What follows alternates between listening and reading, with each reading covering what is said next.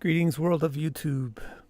It's time for Bhagavatam, Book 5 and Chapter 6, and the ending and epilogue of Rishabhadev, which is going to talk about the imposters who imitate him in Kali-Yuga.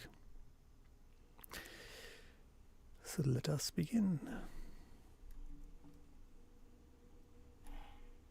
Ataivam Akila Lokapala Lamapi. So this is pretty interesting because the word Dalai Lama. And I finally stumbled upon the concept. Here Rishabh is called a llama. I always thought it was a funny word because I think of llama as that animal. But lama means like the best of something. So Dalai Lama probably I don't know. Probably means something like high priest or something, top priest. Anyway, here Rishabha is called the Lama, this big lama of Lokapala, of Akila Lokapala, of all the guardians of the world. The world has guardians. Agni, Indra, Shiva, Vishnu, all these. Ataivam Akila Lokapala Lalamopi Vilakshanaya Jadavat Avadhuta Vesha Bhasha Charitra Avilakshita Bhagavat Prabhavo. So basically what's that saying is even though he's the best protector of the world, he didn't show any of that. He just acted like a reject. Yogi nam samparayana vidhim anushikshyan sakalevaram jihasur. This is talking about yogis who are aware of death, or yogis who have their own mortality in mind. So the key word is yogis. His teachings are meant for yogis. The teachings at the end, at post-retirement, his teachings of renunciation are meant for yogis, not for common people. It's for yogis who are aware of their death, and they are death-focused yogis. They're people for whom the concept of death ruins the idea of doing anything else in life. So they focus on dealing with that problem of death. How to die? What should happen after my death? How can I fix this problem of having to die? His teachings are meant for them, and he especially wanted to teach them to die. But it's kind of interesting. He already did that. So what I believe Shuga is saying is Rishabhadev's teachings are for those types of people, and therefore now he's going to actually die. So now we're going to hear about how Rishabhadev died. Yoginam samprayana vidhim anushikshyan swakalevaram jihasur Atmanyatmanam asamvyahitam anarthantara bhavena anvikshamana uparatanuvritir upararama. So that's why he concealed his divine power. So that means the stuff that we talked about last week. The whole part about the Lord of the Rings kind of a motif, where power corrupts, and so therefore people that really want to make sure they don't get corrupted, they don't mess around with power. They don't touch it. Even though they're powerful, they don't play with it. So that's why he concealed his divine power and appeared, spoke, and behaved like a deranged reject. I love that. Jadavat means like a reject or like a retard, literally. Or literally like a stone, like a slow thing. So that's why Jadavat and Avaduta means rejected, a reject. Somebody who has rejected or been rejected. So that's why he concealed his divine power and appeared, spoke, and behaved like a deranged reject, even though he was the most powerful of all the world's guardians. Finally, to educate yogis who are aware of their own mortality. He wanted to teach them how to leave their bodies. Yeah, and submerge the specific aspects of themselves into the total self, without borders, discerning the non-essential from the inner being, and thus performing the ultimate pacification and cessation. So there's some interesting words where it says Atmanam. Atmani,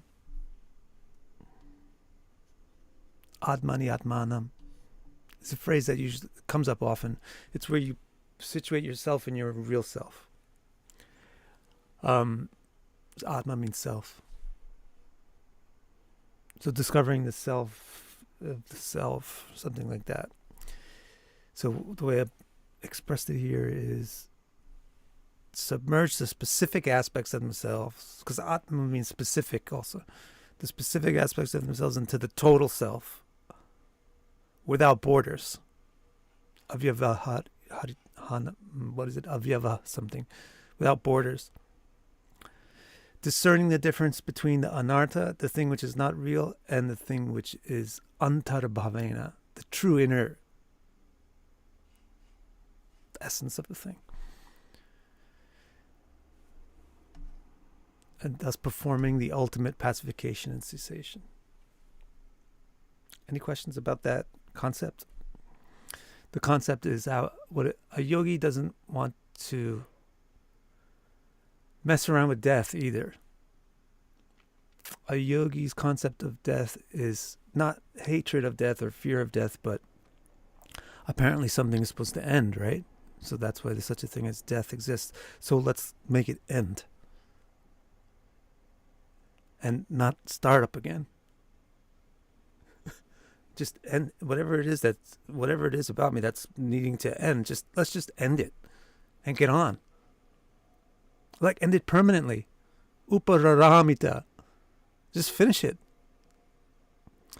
So in order to do that, what they do is, as long as the self is defined by things which come and go, as long as itself is defined by temporary things like size, color,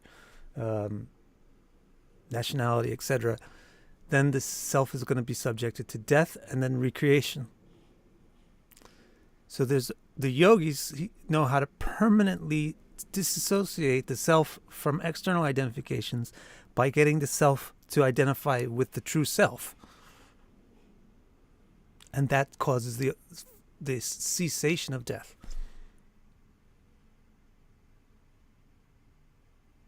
Okay? Next. And if you have a question about this stuff, I'm always happy to see an actual question about the actual topic that we're talking about. Tasya hava evam muktalingasya bhagavata rishabhasya yogamaya vasanaya deha imam jagatim abhimana bhasena sankramanana konka venka kutakang dakshina karnatakang. Even today, people in India might recognize some of those words. Karnataka, Dakshina Karnataka, Kutaka, Konaka, Venka.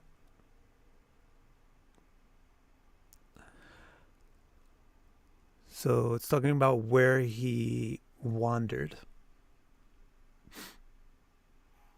And the way it's describing his wandering is very interesting too. Like the way that he's moving is very interesting. Yadrichaya upagatha kutachala upavana asya kritanshma kavala unmadaiva. Unmada means a lunatic. So he looks like a lunatic. Mukta murdhajo samvitaiva vichachara. Has to be related to the thing. Life is existence and perception. So his body, without showing any signs that it was a product of his yogic power, as all-attractive Rishabha, wandered the world like a ghost, moved by an echo of his former self. So this is interesting, and I want to take a second to explain it. So, Muktalingasya means without any demarcations. So it means without any titles, without any distinctions. Bhagavata Rishabhasya, of being the Bhagavan.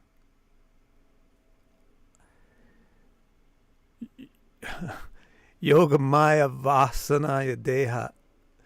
The Deha, or the body, which he had been wrapped in, like clothes, was made from his own Yoga Maya.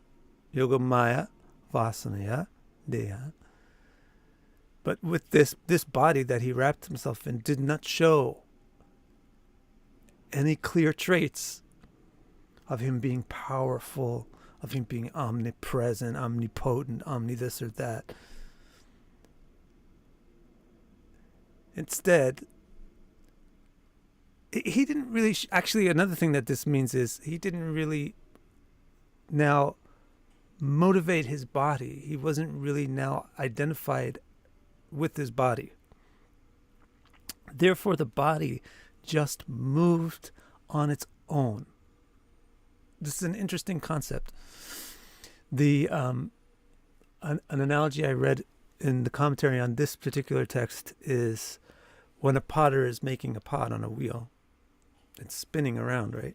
I mean, it's very important that it spins because you push it and you make the shape. But after the pot is done, the potter stops pushing the wheel, but the wheel still spins. And previously, like a long time ago, I heard another analogy. When you have a fan on, the fan's blowing, the electricity is making the fan blow. When you turn the fan off, the energy going into the fan has stopped, but the fan keeps spinning for a while. It gradually slows down. So similarly, even if the consciousness is not investing energy into the body to make it do things, to participate in karmas, it still has momentum from previous actions and investment in karma. And so therefore it still continues to move, but it moves abhimanabhasa sankramana. It moves like an echo of a former being. So it looks like it kind of moves like a ghost. It just kind of does things on its own.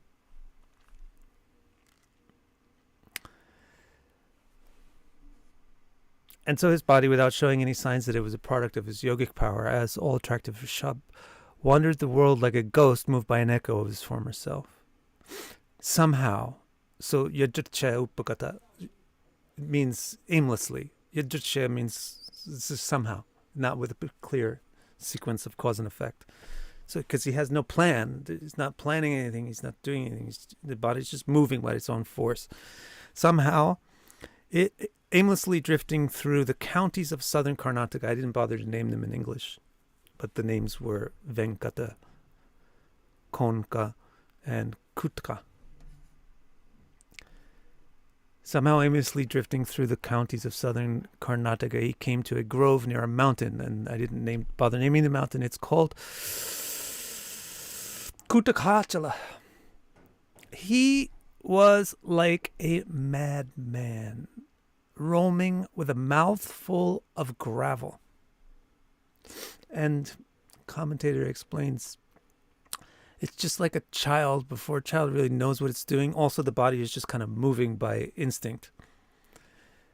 And therefore, kind of basically anything you put in front of the child winds up in the child's mouth.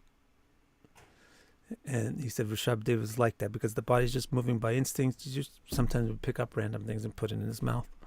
So he just happened to have stones in his mouth. He was like a madman roaming with a mouthful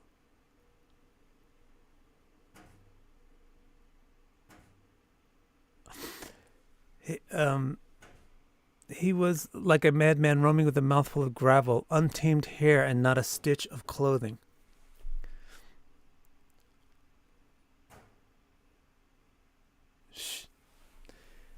So he winds up at this.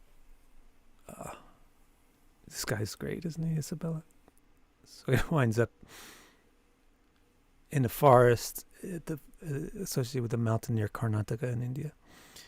Is this body thing what is removed in Pitaloka?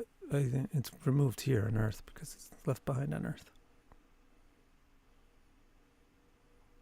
Okay, next.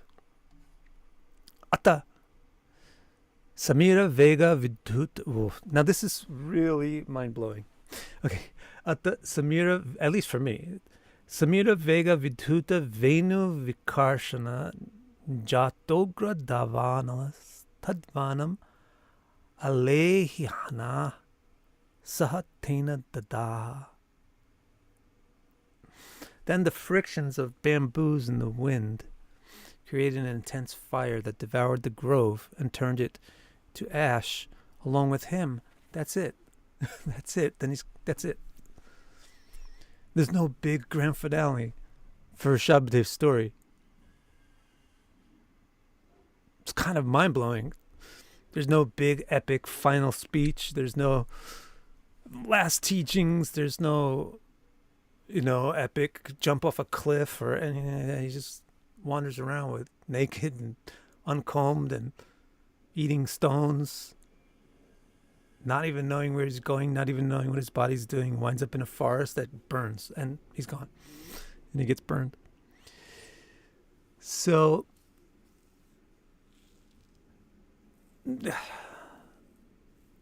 that is important. It's like when we are very identified with something. Like if something is very important to us, then I will notice if you take it away from me.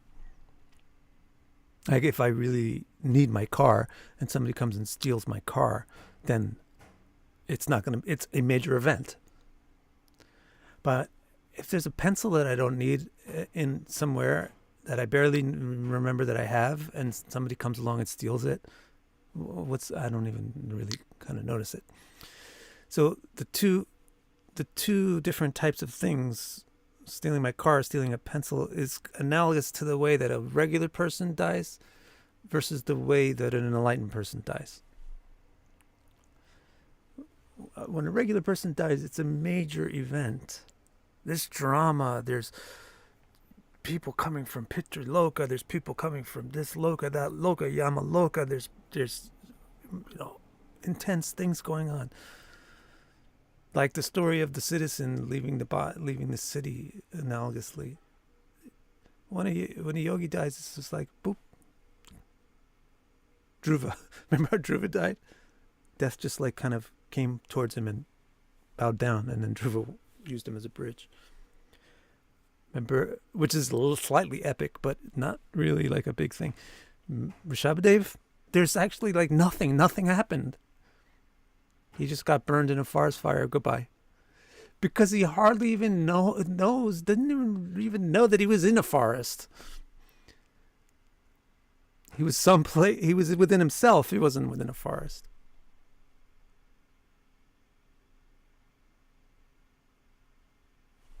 So that is very interesting. So that is the end of Rishabha. Now, some interesting information is going to come up. Because we've mentioned at least a couple of weeks ago that Rishabha is the source of Jainism. But the Jainism which exists in our world today isn't directly from Rishabha. From this Rishabha, from a previous yuga. It's from this own yuga, Kali-Yuga. So now we're going to hear about that.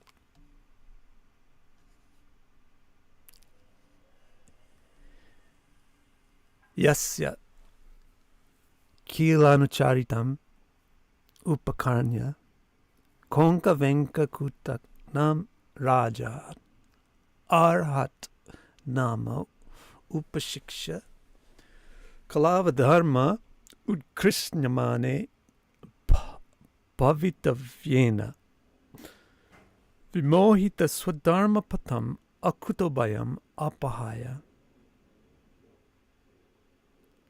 Kupata Pakana Asamanjasam Nija Mani Saya Manda Sampravartashate. In the future, So now Shuka is sharing some knowledge that he has about the coming events in Kali-Yuga, because this conversation is at the very beginning of Kali-Yuga, so about 5,000 years ago. So now he's talking about something that didn't happen yet in this cycle, but he's aware of because he's aware of previous cycles and he's aware how things go. So he says, in the future, during Kali-Yuga, in which immorality is dominant. So Kali-Yuga, the current Yuga, is described as adharma utkrishnamane. It grows adharma. Adharma flourishes or proliferates or grows.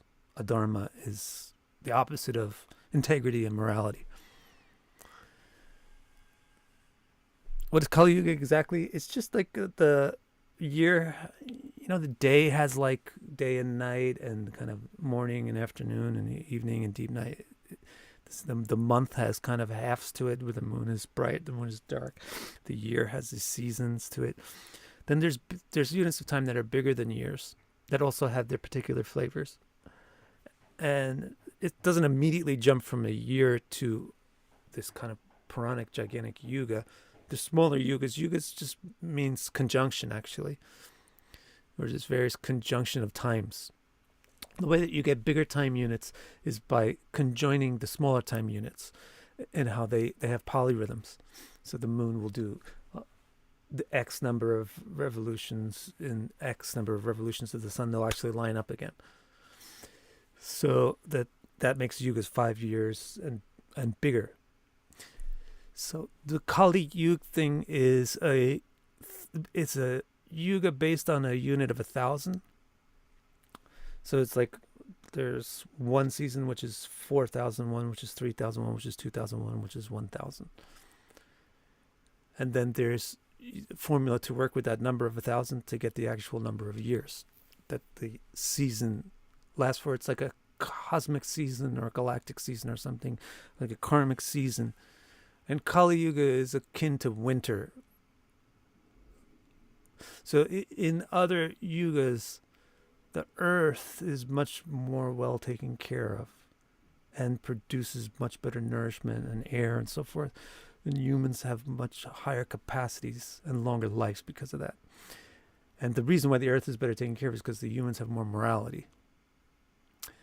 And so that's progressively more and more true the further back you go from Kali Yuga. So the first yuga, which is called Krita or Satya, it's very, very ideal. The living conditions are very ideal. The power of the human mind is fully manifestable. And then it declines quarter by quarter, gradually over the course. So you take this 1,000-year unit, though, however, it's a astronomical 1,000 years. It's not an earthly 1,000 year. So it's an astronomical 1,000 years, roughly 360. So you're dealing with a unit of about 360,000 years. So that is it. So this conversation is happening. I mean, most of everything, like all of our recorded history and all that, is like within Kali Yuga. Like like modern historic, like what a school would consider recorded history.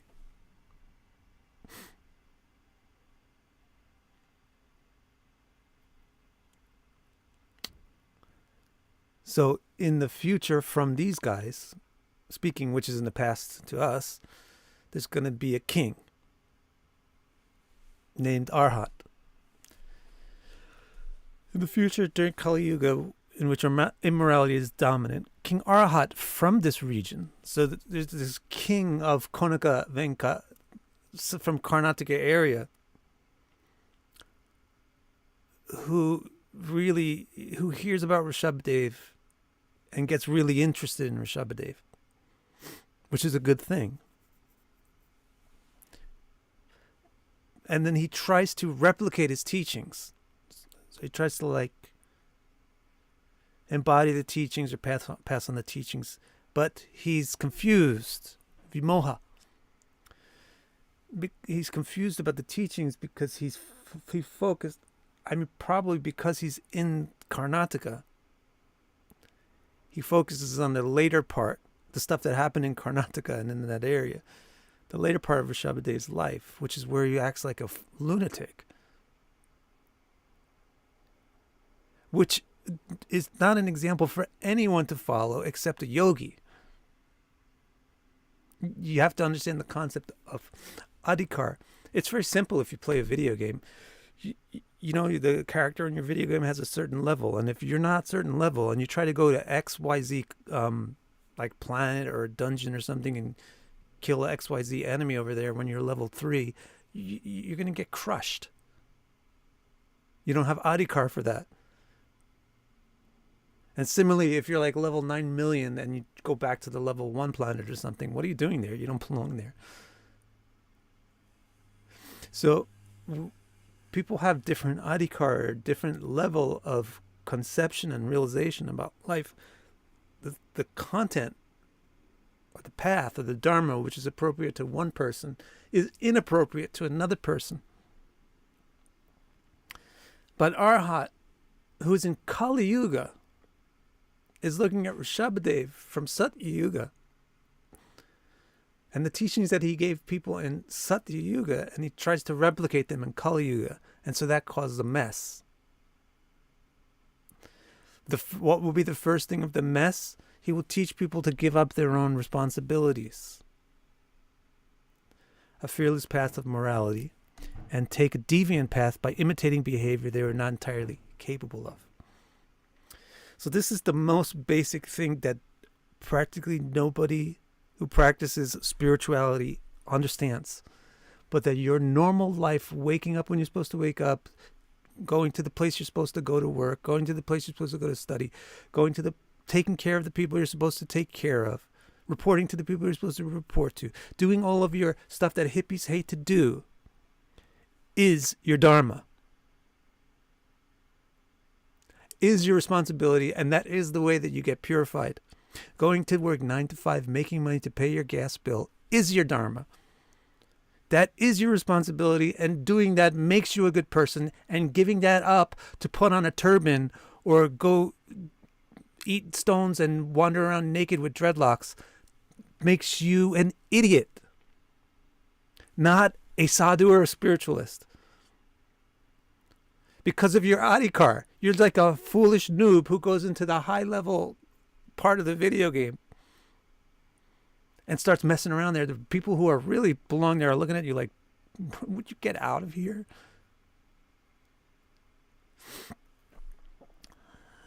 So what happened with Arhat is he thinks this guy's great. Rishabhadev is amazing. Look, he look at how he just stopped caring about everything and left his home, and we should do that. Well, that's like going and doing the content you're not ready for in a video game. It's described as the fearless path of morality, to do the things that you are supposed to do because it's fearless, because that's your qualification. I am a married man. That is my qualification. It didn't happen by chance. I'm a married man because that's me. To say, I don't need my marriage, I'm going to go to India and blah, blah, X, Y, zub, zub, zub, zub, zub, zub, zub. That is dangerous. There's a reason why I'm wound up a married man with kids. There's a reason why, and to leave it is unnatural and dangerous, because the same reason that put me there in the first place is going to put me back there, because it's part of my nature. So you can't just do anything you want to do for spiritual practice. People are so ridiculous. It looks so ridiculous to a person who has actually studied the Vedas. The way people think about spirituality looks so preposterous. The way people talk about spirituality is just as insane as if they walked into a pharmacy without a prescription and just declare what drugs they want. Like, that pharmacy is not going to give you those drugs just because you're a doctor in your own mind. You don't need a doctor because everyone is a doctor. And if that person could take this medicine, I can take that medicine. It doesn't work that way. It's very impractical.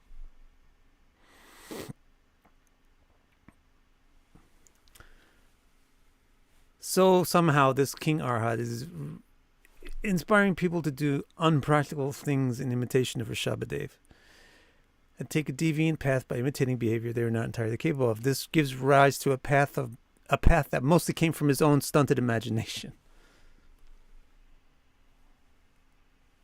You get the prescription from a doctor. That's why you find a guru who understands, who went to medical school and has a bar, or that's a lawyer, and has, a degree from medical school.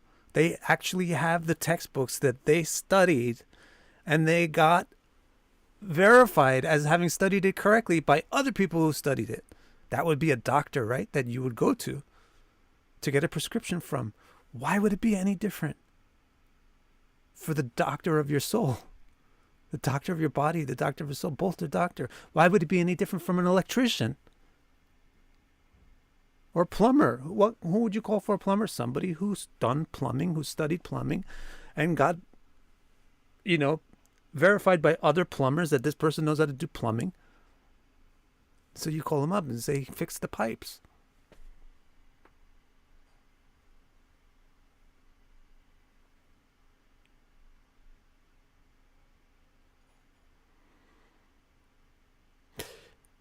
Basically, Sunset says, I need to embrace the mundane, so to speak, because it's just as sacred. Yes. This sounds derogatory, but if I am mundane, then my dharma is mundane. If I'm enlightened, then my dharma is enlightened. But it's not derogatory, it's honest. If I care about the size of my waist and my breasts, then I care about that. And then it's my dharma to care about that.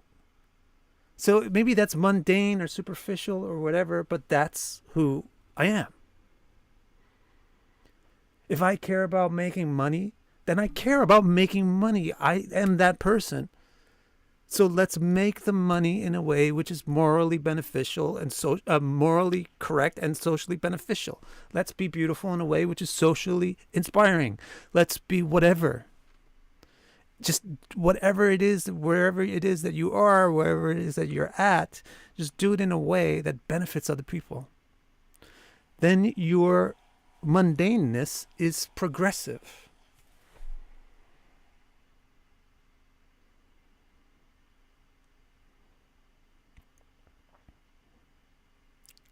And let's see what he says in the next text. Yinhava Kalau manujas apasada deva maya mohita swavidhi niyoga saucha charita vihina deva helani apavratani nija ichaya gnana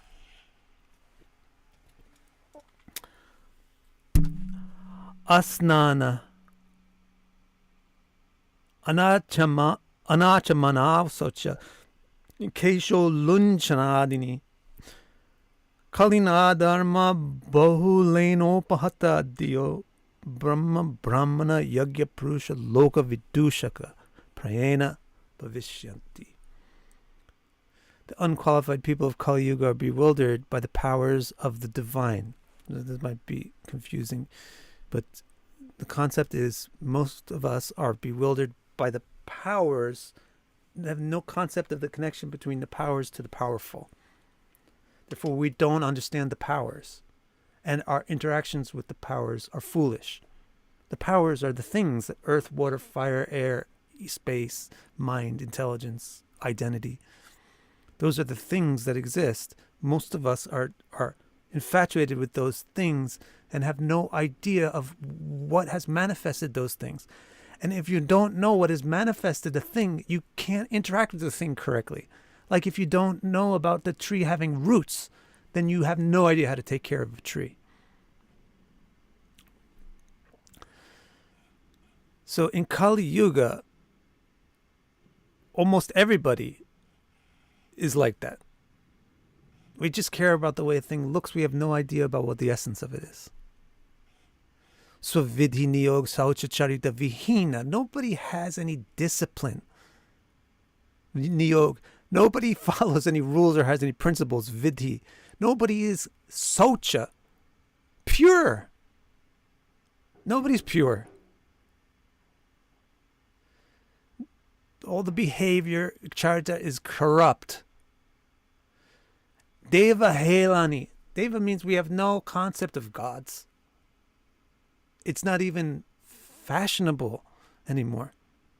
At least early in Kali Yuga, it was just fashionable to believe in God or gods. Now it's not even fashionable. Not that fashionable belief in God is really that much better, but it's like nobody knows anything about the gods that are behind these manifestations. So how can you expect an extremely advanced practice, which was taught by Rishabhadev, to be applicable in Kali Yuga? It would be like you joining a game, like a long ass game, and going straight to the end game of it with your level 1 noob and expecting to survive for more than 3 seconds.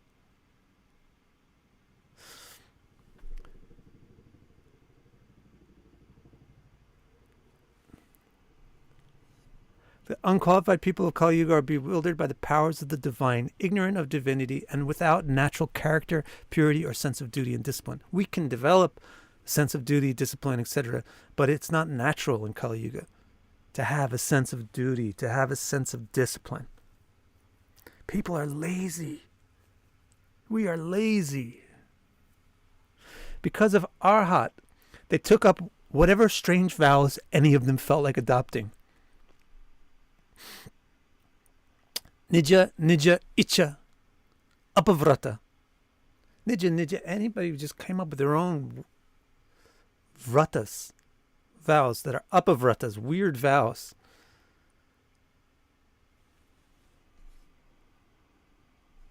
Like trying to imitate Rishabhadev. Or maybe I'll make a vow to keep stones in my mouth all the time. Huh? I'll make a vow to be naked.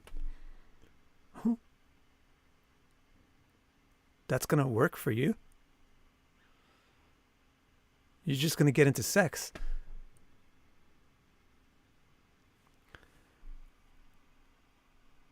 The nakedness thing actually still works a little bit in Kali Yuga. There are still some sadhus in Kali Yuga. There's still some. And mostly they're concentrated in India, but it's not like they're Indian property or something. But mostly, and you can still find some real genuine people that are high qualification, that are endgame spiritualists. But it's not the general population. So it shouldn't be propagated as a religion.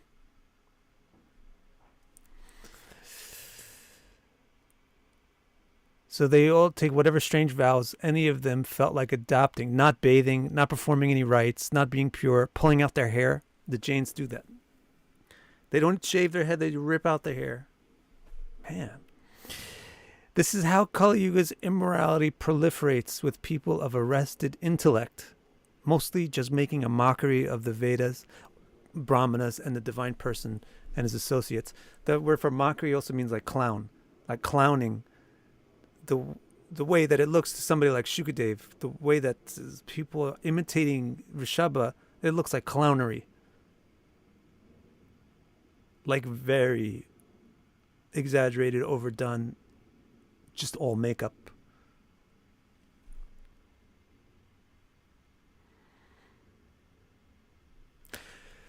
What does it mean to be pure? Basically, it just comes from being clean. Sochim is related to the word suchi, which means clean. So, like right now, my skin is itchy because, like, I have this stupid ass beard, and it's not as clean as it should be. So, if you can just clean, like Vedic people in the old days, they bathe 3 times a day. They don't use any of this crap called soap or anything like that, but they bathe 3 times a day. Hi, King. Thank you so much. Colin. So basically, purity begins with your external purity, keeping your house clean, keeping your room clean, keeping your body clean. And then it extends into this will make it easy for your mind to be clean. So for you to not be hiding thoughts that grow like mushrooms in the dark. You won't be hiding or hypocritical when you're clean in mind. And then your behavior will be clean. You'll be behaving. You're not hiding things, tucking things under, blah, blah, blah. I wish I was clean.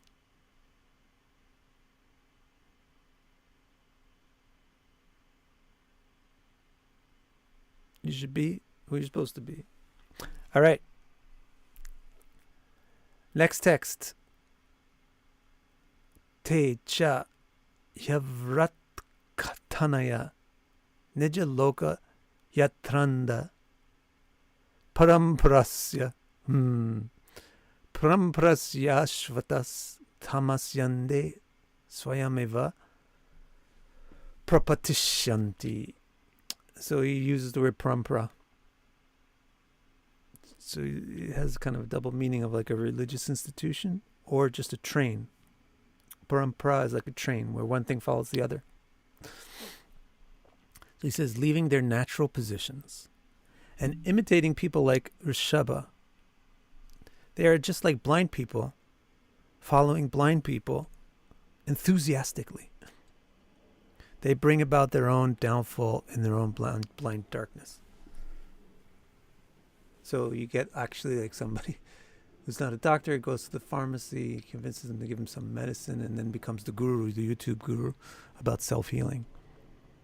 And then everybody else follows that person and does their own thing, follows. They don't even follow. They will follow him with the same loyalty that he followed whoever.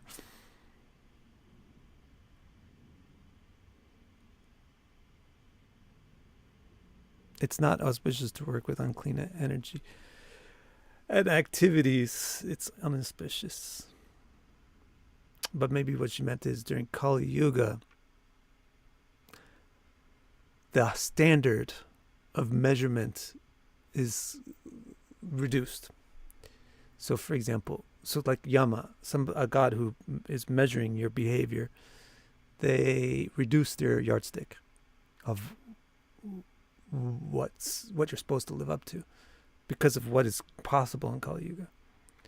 It's basically in Kali Yuga, if we can just avoid being bad, then we get the credit as in other yugas they get from actually doing something good. So maybe that is what this person was talking about on Twitter.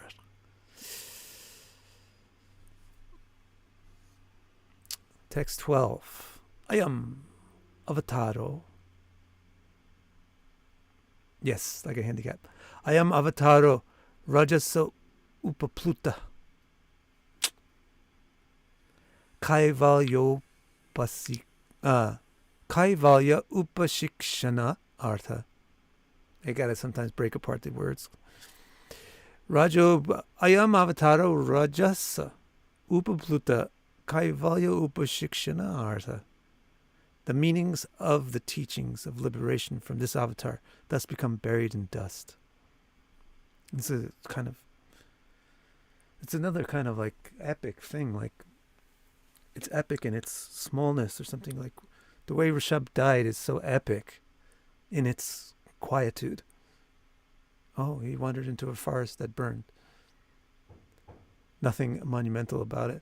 And also the way that his teachings get buried in dust. It's very similar to himself. He didn't show any great powers. He's not Vishnu. He's not like Nrsingadev battling Hiranyakashipu in space as a half lion. He's not, Varaha, or like Varaha appearing and transmorphing into a boar and going below the earth to search for Bhumi. He's just wandering around the world. with a stone in his mouth and uncombed hair. So kind of like, it's the same thing that happens to his teachings. However, the teachings previous to his renunciation are very applicable. So the point is made now. What about us? What should we get from Rishabhadev? I mean, the point, like commentators on this at this point, because the concept of it being buried over time, the teachings of this avatar about liberation, enlightenment, etc., get buried by dust. Rajasa Upapluta, they get flooded in dust. They get so over time means in Kali Yuga it's very dusted. In Dwarpa Yuga there's less dust on it. In Treta Yuga it's not so dusty, and in Satya Yuga it's clean. Right. So what about the people in Kali Yuga? What do you do? What can we get from Rishabhadev? So there's a couple of suggestions. The first thing is that the teachings before he did things which are only for highly qualified yogis are still very applicable and useful directly. So all the things that he said to his sons at that meeting before he renounced, all the standards that he set as a king are very applicable still to everybody, because then he was living his life and talking about things and talking to people in a normal way. That's one thing. The second thing is, it's good to know. It's always good to know what different dharmas exist, what different paths exist, what different medicines exist. Even though you might not be taking that particular medicine, it's good to know that it exists, and therefore it helps you understand your medicine. Like for example, a child has a small body. You can't just, but a child might need a drug for some disease, but you can't give the child the same dose. But you can modify the big medicine to be applicable to the child's body. So it's also good to know what this Paramahamsa Dharma, yogi Dharma is, because if we're actually kind of qualified as a doctor, then we can take the essences of it and we can compare it to the things that we're doing. And then third of all, it's just good to hear about a person who could do this. It's inspiring. Just like if you're new to a video game and you hear that some people are playing it really, like doing this really amazing stuff, then that's inspiring, right? Or if you're new to a school, if you go to your piano teacher for the first time, and the my daughter went to the piano teacher a couple of years ago, and this fool of a piano teacher was banging on the piano with the fists because the person thought like, kids can do that. My daughter stopped going the next week. But now she has another piano teacher. The piano teacher plays nice stuff. That's inspiring to my daughter, because it's good to know like it's good to know what's ahead, even when it's far ahead, what you can learn, what you could do. It's inspiring. So that's a third reason that Rishabhadev's story is still important to hear. Even though you can't go and play Nocturne 22 in E flat major, but it's still nice to hear, and it still inspires you to play piano in whatever way you can play it. So we should hear about Rishabha's activities as a source of inspiration about yoga and renunciation and things like that, but not pretend that we are Rishabhadev. And we should realize that we're more like Rishabhadev prior to his renunciation, so we should be more exactly conforming to the things that he did and said and explained before his renunciation. Okay?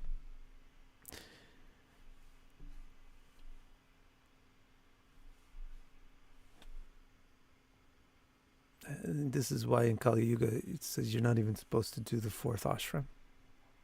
People in Kali Yuga are not even supposed to do sannyas. Any questions? Last questions?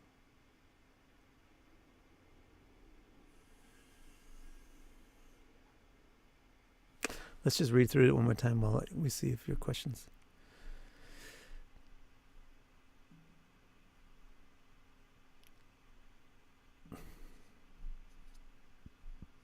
So that's why he concealed his divine power and appeared, spoke, and behaved like a deranged reject, even though he was the most powerful of all the world's guardians. Finally, to educate yogis who are aware of their own mortality, he wanted to teach them how to leave their bodies and submerge the specific aspects of themselves into the total self without borders, discerning the non-essential from the inner being, and thus performing the ultimate pacification and cessation. And so his body, without showing any signs that it was a product of his yogic power as all-attractive Rishabh, wandered the world like a ghost, moved by an echo of his former self. Somehow, aimlessly drifting through the counties of southern Karnataka, he came to a grove near a mountain. He was like a madman roaming with a mouthful of gravel, untamed hair, and not a stitch of clothing. Then the friction of the bamboos and the wind created an intense forest fire that devoured the grove and turned it to ash along with him. In the future, during Kali Yuga, in which immorality is dominant, King Arhat from this region would hear all about Rishabh and try to replicate his teachings. Confused, he taught people to give up their own responsibilities, a fearless path of morality, and take a deviant path by imitating behavior they were not entirely capable of. This gave rise to a path that mostly came from his own stunted imagination. Sound familiar? People making stuff up, thinking that they're experts. The unqualified people of Kali Yuga are bewildered by the powers of the divine, ignorant of divinity, and without natural character, purity, or a sense of duty and discipline. Because of Arhat, they took up whatever strange vows any of them felt like adopting, not bathing, not performing any rites, not being pure, pulling out their hair, etc. This is how Kali Yuga's immorality proliferates with people of arrested intellect, mostly just making a mockery of the Veda, Brahmanas, and the divine person and his associates. Leaving their natural positions and imitating people like Rishabh, they are just like blind people following blind people enthusiastically.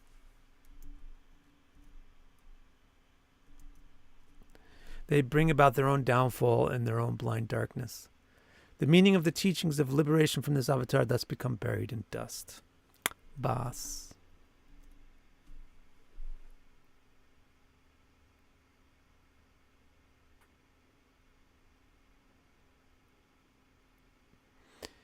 Vana asks if Rishabha is a Pitri. Rishabha is Vishnu, the pit of the pit.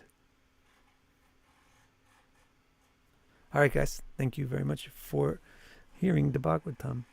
I look forward to doing more with you next week.